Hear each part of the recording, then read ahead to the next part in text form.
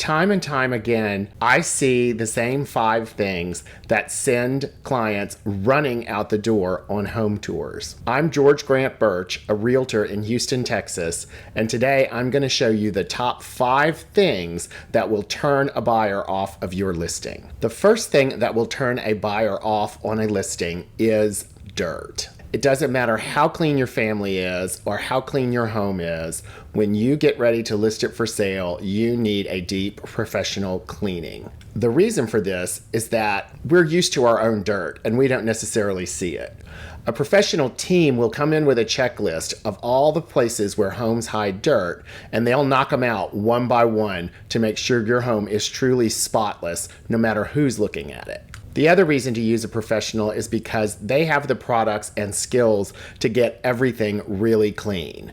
From oven doors to carpet stains, they can get dirt out that we just can't. A professional deep cleaning is the most important investment you can make in marketing any home. Once the home is really clean, the next thing you want to look for is signs of wear. Here's how that works. You have a spot just inside the back door where the kids and dog ran in and out for your entire life. It's been that way forever and you're just used to seeing it.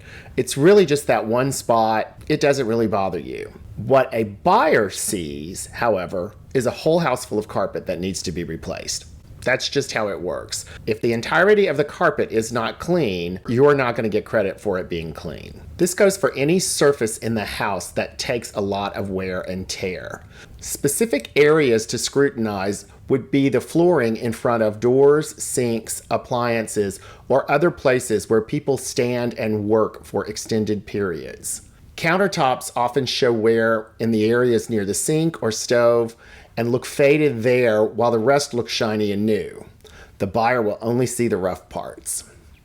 Handrails, stair treads, doorknobs, and other high-touch areas may be worn beyond repair, and replacing them can prevent turning off a potential buyer. Keep in mind, there's nothing chic about shabby to home buyers. They expect to add their own patina, but they don't want to buy yours. Don't forget to look outside as well. If you have rotten trim, peeling paint, or other signs of wear and tear, have that fixed before you put the house on the market. Anything, and I mean anything that's broken in the house, should be fixed before you market it. I can't tell you how many times I've toured a potential listing and seen a loose doorknob or a broken handle or a cracked light fixture, and the seller just says, it's always been that way. You've gotten used to it and you don't realize it and it doesn't really bother you, but it's broken and nobody wants to pay money for a broken thing. Typically, they're not expensive fixes, so go ahead and have it fixed. Unless you're planning to sell your home to a flipper at a deep discount, your buyer is going to expect that everything in the house is in working order. Walk your home with your realtor and make a list of everything you see that's broken, worn, or otherwise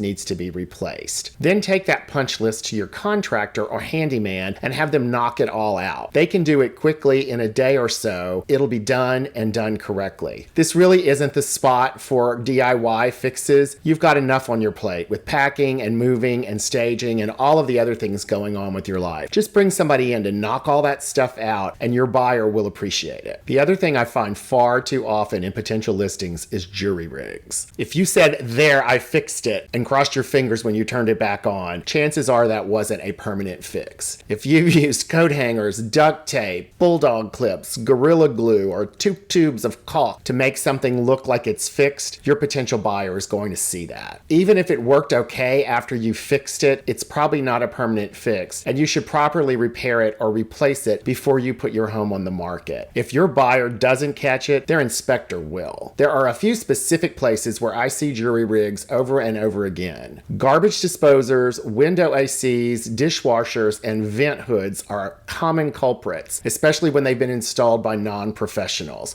For some reason, they just don't always fit the space they were bought for. I also see a lot of times in utility rooms where sinks have been added or washers and dryers have been moved, and there's hoses and extension cords and temporary measures that have just been allowed to become permanent. You want to get those outlets moved and fixed correctly because your buyer is going to be turned off by that. Before I give you the final item on my list of things that send buyers running, take a minute to subscribe to my channel. And if you like this kind of content, click on the notifications button. The fifth thing you want to look for when you walk your home prior to listing is any sloppy repairs that have been made. Sloppy repairs and DIY craftsmanship stick out like a sore thumb to most buyers. Bad sheetrock repairs are what I see most often, but I've also seen floor patches, tile replacements, window and door repairs, fence panels, and plumbing botch jobs that would send a buyer running. I'm a big DIY guy, but there are a few things I won't touch,